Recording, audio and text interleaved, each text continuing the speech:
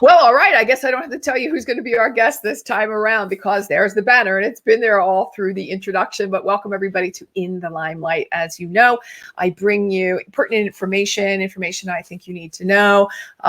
Lots of times we talk about things that help us look good, feel good, be good, and live a greater good. And that's exactly what we're going to be talking about today. But I do want to remind you to go ahead and subscribe and share, so that you're getting all the information that I have to give you as much as I possibly can. I meet some fabulous people all over the world as I'm traveling, and I bring them to you as frequently as I possibly can.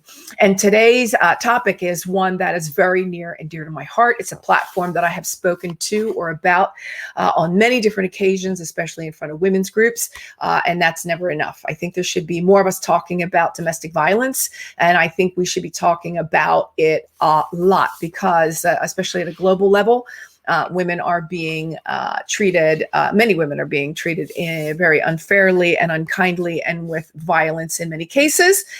Right now, I'm going to bring on someone that I met recently. And she is going to tell us all about domesticshelters.org. She is Ashley, and I don't want to get this last name wrong. Rumschlag. You got it. Rumschlag. Great job. I did it. Yay. So Ashley and I met recently, as I said, and she is I'm going to go with chief cook and bottle washer at domesticshelters.org. She is sort of running things, as I understand it, at domesticshelters.org. And I'm going to bring up an overlay so that you can take a look at this and get it out to as many people as you possibly can that you may know could need some help. I'm going to let Ashley tell us a little bit more about why domestic shelters, how domestic shelters was born, and how domestic shelters is currently helping women and children, not only, but some men too, all over the United States and parts of Canada. There are 2,500 shelters that I know of right now, and we hope that they continue to grow. Hello, Ashley. Thanks for being with us, love. Thanks so much for having me. I really appreciate the time to share with a greater audience all about domesticshelters.org. Right. If you don't mind, I'll just go into how we got started. We want to talk to you. We want to hear Yeah, so domesticshelters.org is run by a larger organization called Teresa's Fund. And so I kind of work within that, helping with domesticshelters.org. Teresa's Fund goes way back to 1992 as a grant-making organization in the state of Arizona. So helping out a lot of different shelters back at a time when domestic violence wasn't nearly as much talked about it as it is now. And then in roughly around 2013, the founder, Chris McMurray, and his father, Preston McMurray, kind of identified this issue of where do people turn when they go to look for help? The first place is usually online. And so if you go online, you'd find kind of this maze of information, some of it up to date, some of it not. And so they zeroed in on that issue and created this website, domesticshelters.org.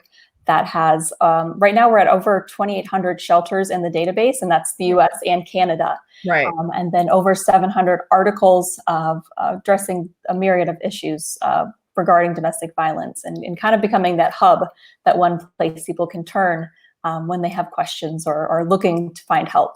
Right. What is the number one question that is being asked?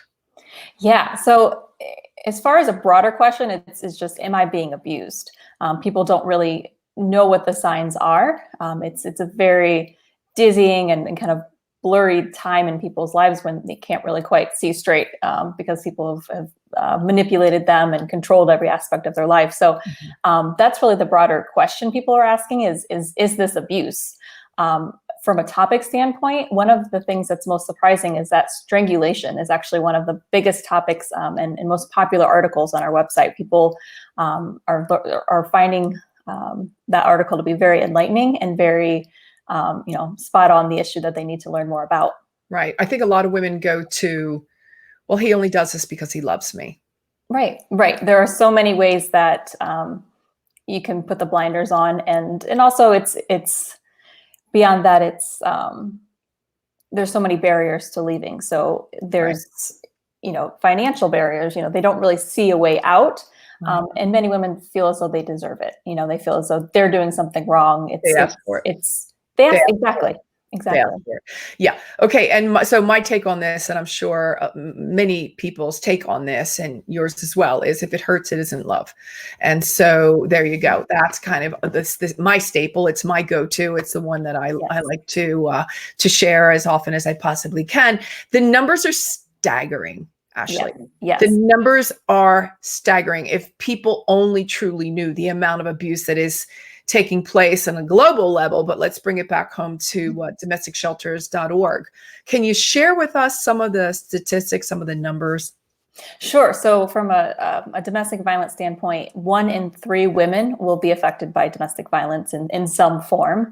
1 in 4 men will be affected by domestic violence as well. So you're right. It's staggering numbers. It's, you know, if you think about your street where you live on, someone is being affected by it. It's pretty much impossible not to be. Right.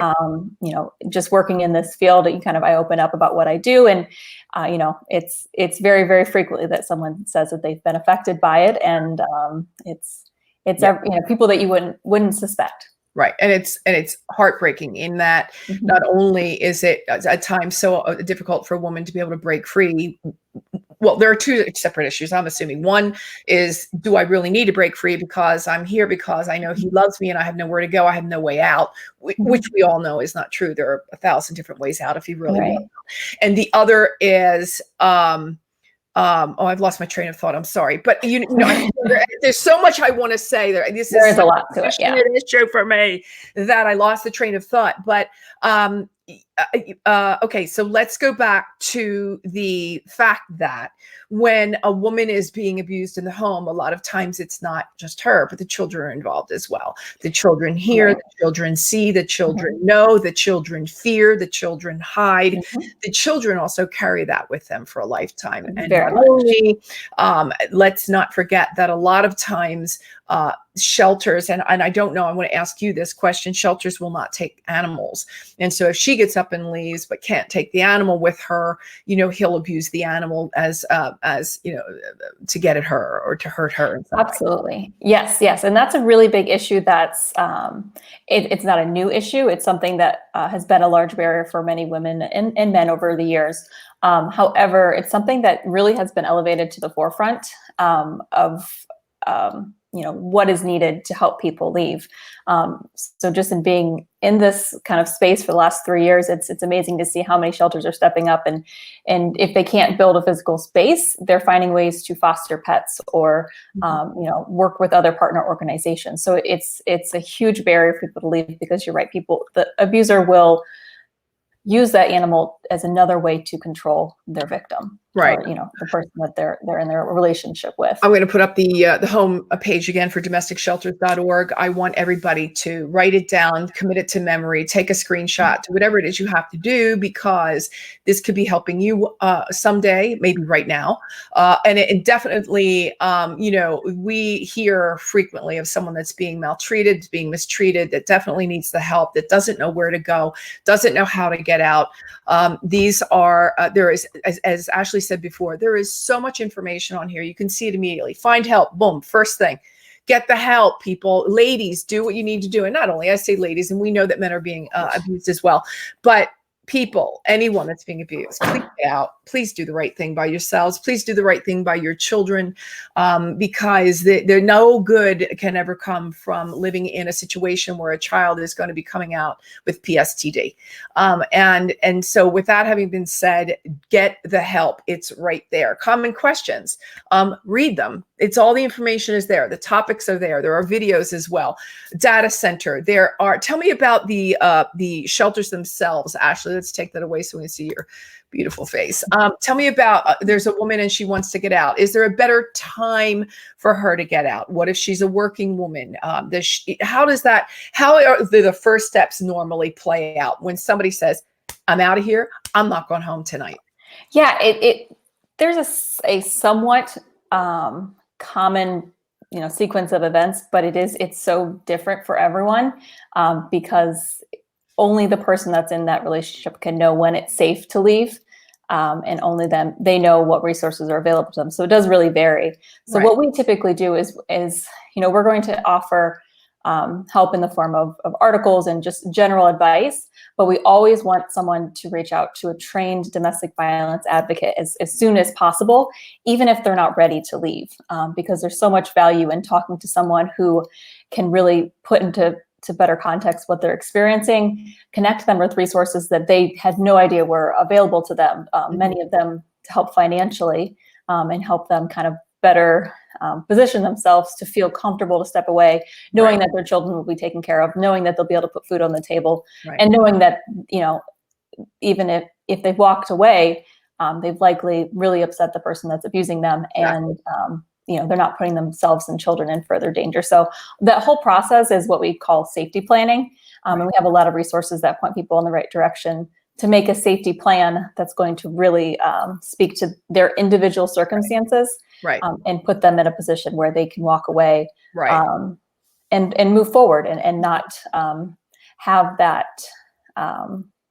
need, that feeling, that need that they need to go back, which is very common. It takes about 6 or 7 times to leave before someone actually leaves for good. For good, exactly. Yeah. The legalities of it all can be rather overwhelming, I think, also.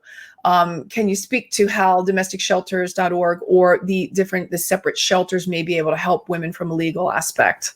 Absolutely, yeah. So your local advocate is going to know about individual programs that may be locally, but from a broader sense, there are a lot of different funds on a national level. The one that comes to mind is Victims of Crime Act.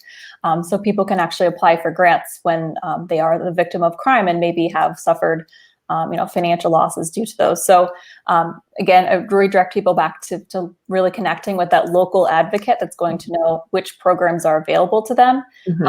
But there are, just understanding that there are actual, financial assistance programs designed for people who have been, victims of abuse, and just to help them kind of redirect their life in the right direction. Let's give that website again. There's also, isn't there a 24-hour hotline? Yes, absolutely. So the National Domestic Violence Hotline is the national resource that you can call at 1-800-799-7233, and that's 24/7. Or you can visit thehotline.org, and they offer an online chat feature. So that's just a great place to turn in an emergency when you just need someone to speak with. But when it comes to a researching standpoint, of course, we encourage people to visit domesticshelters.org and really dive in and kind of follow the answers that they're seeing other people have experienced, how other people have gotten out, really put into context what they're experiencing. There's so much information there, and there's a lot of information there. Which again, you had said many years ago was not there, or you go and it was like all over the place. Exactly. And you guys have, I think you've been around about five years now, is it? Yep. We celebrated 5 years last year, and we have hit some really great milestones as far as the number of people we've been able to help. We surpassed 10 million visitors last year, while maintaining 3 million visitors per year last year. So it's kind of, humbling and exciting to see that we're able to help this many people. But obviously our goal is to put ourselves out of business and make sure that no one needs these resources, because, no one's being abused. Absolutely. Put yourselves out of business. I love the way you said it. That's exactly right. Let me go back. I'm going to put this back up. I know there's a way now. Everybody right here, you see donate, right? So I want Ashley to tell us about the different ways. First of all, let's real quick. I just want to go back real quickly. And that is, so if somebody needs help, they go to the website and they can search by state and by zip code. Yeah, so there's that little search bar right at the top, the pink search bar. Type in your location, which is either your city, state, or a zip code, hit search, and then you're going to get a list of all of the resources and shelters that are nearby that location. They'll kind of give you a range of how far away they are. Many of them, if not all, will have a 24/7 hotline you can call. Otherwise, we encourage you to visit their website, call their business line, call and reach out to them to see how they can help you. So the situation, in other words, if I just cannot go home tonight, I can get the help immediately that I may need for that same evening. Yes, yes. So they, most shelters are set up in a way that they have an emergency shelter. That's Right. not to say all resources Right. listed there Okay. are, but we still encourage you to call because they're going to know what other resources might be available, Right. or offer up, maybe a hotel voucher or something to help you, make sure that you don't have to go back into that dangerous situation. Understood. Okay. Yeah. So donating, again, I'm going to bring that back up so everybody can take a look. How I love what you guys have set up here. It is so easy, everyone, to be able to help. DomesticShelters.org, the different shelters that are a part of the network, let's call it that way. And I know that there are more shelters coming on board every day, which is hallelujah. That is just awesome. But they do need our help. They cannot do it alone. So can you speak to that a little bit for us? Again, I'm looking at the donate button here, correct? Yeah. So there's a lot of different ways that you can support survivors. I mean, obviously that's the end goal, is to help people who have experienced abuse or still are experiencing abuse. And the first one is obviously supporting your local shelter. You can do that either through direct donations, but we highly encourage you to take advantage of what's called the wish list program. Right. And what that is essentially shelters set up an online store, if you will, on our site. You can go in and shop and add, underwear, or you can add socks and toilet paper. Whatever they've designated is what they need right now. On your list, you add it to your cart, you check out, and then you're done. The items get shipped directly to their confidential location, or wherever they receive their donations, and essentially you've done your part with it, just a few clicks, and those donations are really impactful and really helpful, because I mean, it's as simple as online shopping, everybody. It is. It's really fun. You just go in and you just kind of, visualize. Which is really cool. What is really cool is that they tell you what they need. So you know exactly where your money is going. It's not just a donation and you're all hoping for the best. This is, hey, everybody, we need diapers. We need, laundry detergent. We need whatever it is to be able to, to help these ladies move on to what's going to be next in their lives. What about a lady that is not working currently? And so therein again lies that problem of being financially attached to the abuser. What kind of help does domestic shelters, or do the shelters give to help her move forward into finding employment? Yeah, there's always going to, or for the most part, most shelters are going to have those types of resources, because not only do they want to provide that immediate help where they help remove them from, any harm that may be, closing in, they're also going to help them kind of redirect their life and kind of give them that support that they can help themselves moving forward. So it really is going to vary from shelter to shelter, and we kind of point you in the direction of a lot of different programs and things like, scholarships and things of that nature, and some articles where we highlight specific programs. Right.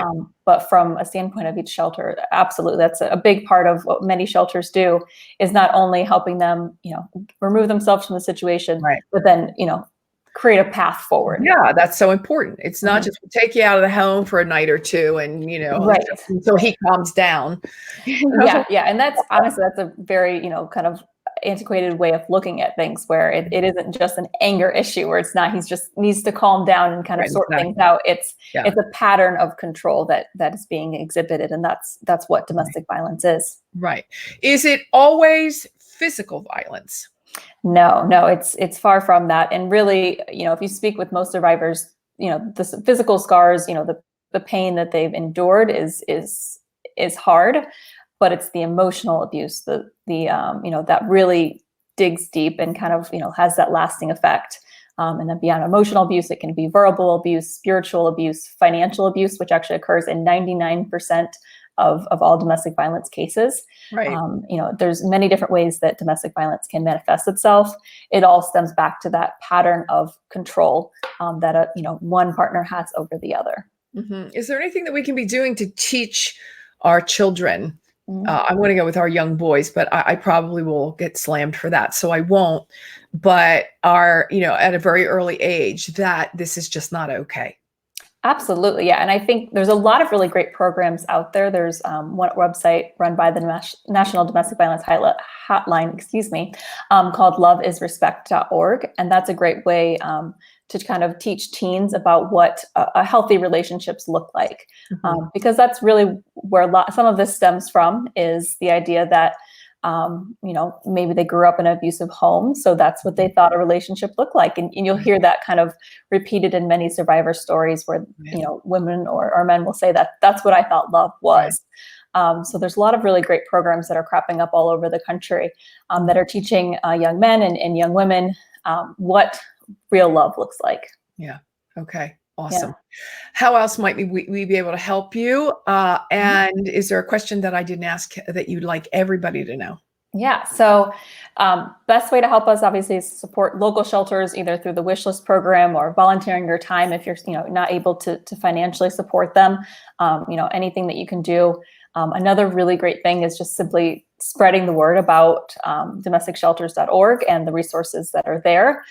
Like you said earlier on, you never know who's going to be needing that help. So even just a quick post on Facebook or however you kind of reach the most people is greatly appreciated. Yeah, I think that this is something that a lot of people would love to share, just because it's the right thing to do. Secondly, because they may know someone, if it's not themselves, someone that they, even at work, I mean, it's around the water cooler kind of thing, might hear something. It's one of those kind of, and don't be afraid to approach someone. Say, hey, listen, not my business. Sorry, don't want to, but if I heard about domesticshelters.org, should you ever need, boom, done, and this is what I would do. And I really urge others to do the same. Don't be afraid to, I'm not saying get involved, but don't be afraid to share this information, because you could save somebody's life. I mean, we hear about all the time, and there are programs that dating back to that I know of that, since the day television started, and it goes way, way, way back to how many women are casualties due to domestic violence. So you could be saving a life. Absolutely. And to your point about how to kind of help someone that you see that may be experiencing abuse, there are resources on our website. If you go to that common questions, one of the question is, I know someone who's being abused, what should I do? And you can open up that toolkit, and you can walk through a bunch of different articles. What should they do? Let's say it now. What should they do? Yeah. So the best thing to do is listen. A lot of survivors have never been believed in their life. They've never been told, I believe you. Right. So that's really the main thing that you can do. From there, you really need to lean on the survivor for what the best thing is to do next. Being supportive is so critical in that, and letting that survivor know that they can come to you with issues. They can come to you to talk. They can come to you to kind of sort things out. Right. But in the end, again, the survivor is the one that knows what is most, what's going to keep them, and if they have children, their children, the safest. Yeah. So really just being that supportive person that's not going to waver. That's the best thing you can do. And of course, obviously providing resources to them, like domesticshelters.org, the number for the hotline, the number for a local shelter, giving those resources to them in a safe and discreet manner. That's another really great thing that you can do. Absolutely. Okay, Ashley, we're going to be talking a lot. We're going to be talking more, because this is not a one-time, one and done conversation. This is a conversation that I know you want to continue to have, that I want to continue to have. The more women we can help, the more people we can help. Absolutely. Unfortunately, the statistics show us that there are many more women being abused than men. No one should be abused. If it hurts, it isn't love. Get out of any situation that you're in. There are ways out.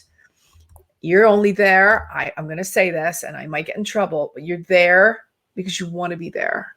If you really want to get out, there are ways to do so.